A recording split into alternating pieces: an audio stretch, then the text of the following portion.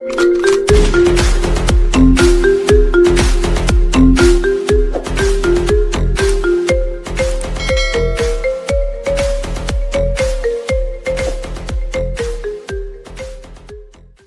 Friends, welcome to my channel. मैं हूं सनोज और आप देख रहे हैं सनोज स्टडी सेंटर। आज की इस वीडियो में हम लोग बात करेंगे बायोलॉजी का चैप्टर नंबर 4, जिसका नाम है जीवों में जनन।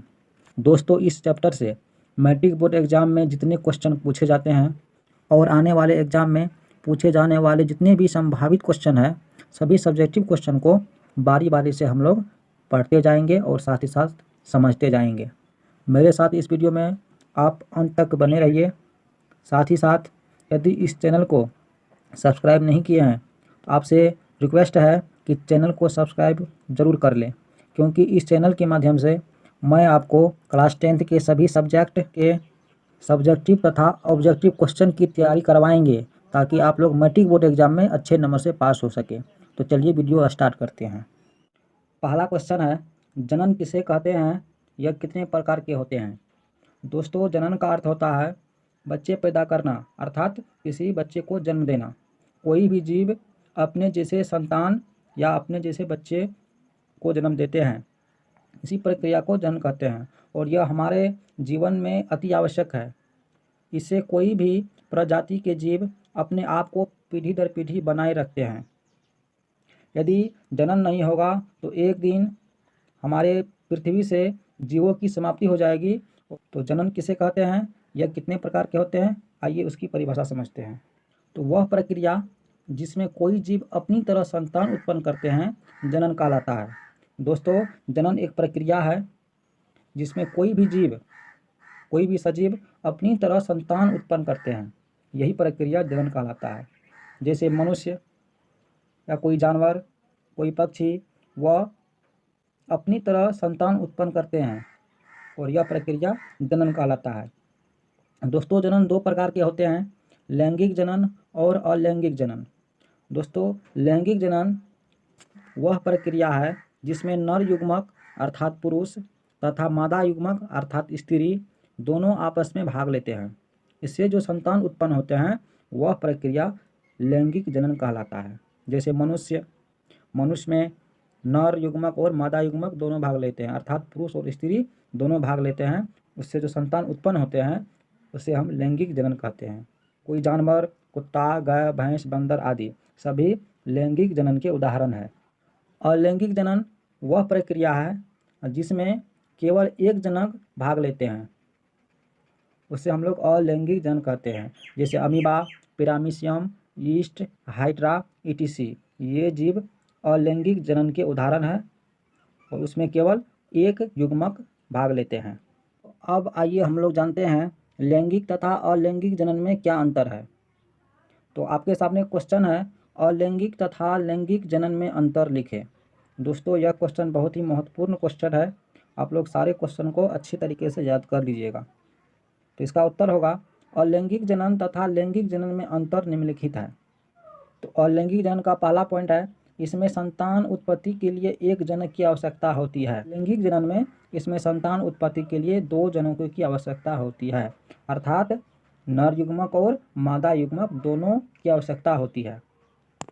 अलैंगिक जनन का दूसरा पॉइंट है, इसमें निषेचन की क्रिया नहीं होती है। दोस्तों, अलैंगिक जनन में निषेचन की क्रिया नहीं होती है, परंतु लैंगिक जनन में निषेचन की क्रिया होती है। जिसमें दो युग्मक भाग लेंगे उसमें निषेचन की क्रिया होती है। अलैंगिक जनन का तीसरा पॉइंट है, इसमें समसूत्री विभाजन होता है। दोस्तों, अलैंगिक जनन में केवल एक जनक भाग लेते हैं, इसलिए इसमें समसूत्री विभाजन का प्रयोग होता है, परंतु लैंगिक जनन में दो जनक भाग लेते हैं, इसीलिए इसमें अर्धसूत्री विभाजन होता है। अलैंगिक जनन का चौथा पॉइंट है, इसमें नए जीव पूर्णतः जनक के समान लक्षण दर्शाते हैं, परंतु लैंगिक जनन में इसमें नए जीव सामान्यतः जनक से भिन्न लक्षण दर्शाते हैं। दोस्तों, कहने का मतलब यह होगा, अलैंगिक जनन द्वारा उत्पन्न संतान जनक के हूबहू समान होते हैं, परंतु लैंगिक जनन द्वारा उत्पन्न संतान जनक में भिन्न होते हैं। उसमें 90% गुण मैच खाते हैं और 10% गुण अलग होते हैं। तीसरा प्रश्न है, एक कोशिक एवं बहुकोशिक जीवों की जनन पद्धति में क्या अंतर है? दोस्तों, कोशिका के आधार पर जीव दो तरह के होते हैं, एक कोशिकीय जीव तथा बहुकोशिकीय जीव। एक कोशिकीय जीव और बहुकोशिकीय जीवों की जो जनन होती है, इस जनन में क्या अंतर है, आइए हम लोग जानते हैं। एक कोशिक जीवों में अलैंगिक जनन होता है। यह अकेला जीव संतान उत्पन्न कर सकता है। दोस्तों, एक कोशिकीय जीव जो है वह अलैंगिक जनन द्वारा संतान उत्पन्न करते हैं और वह एक अकेला जीव संतान उत्पन्न कर सकते हैं। किसी प्रकार की भिन्नता नहीं पाए जाते हैं। दोस्तों, उस जनन में से जो संतान उत्पन्न होते हैं उसमें किसी प्रकार की भिन्नता नहीं पाई जाती है, सेम हूबहू जनक के समान होते हैं। बहुकोशिकीय जीव में लैंगिक जनन होता है। इसके लिए नर और मादा दोनों की आवश्यकता होती है, अर्थात बहुकोशिकीय जीव लैंगिक जनन है। इस प्रक्रिया में नर और मादा दोनों जीवों की आवश्यकता होती है तथा इसमें भिन्नताएं उत्पन्न होती है। इसमें जो है हूबहू नर और मादा के समान नहीं होते हैं, उसमें कुछ भिन्नता पाई जाती है। चलिए अब अगला क्वेश्चन देखते हैं। चौथा प्रश्न है, द्विखंडन तथा बहुखंडन में अंतर स्पष्ट करें।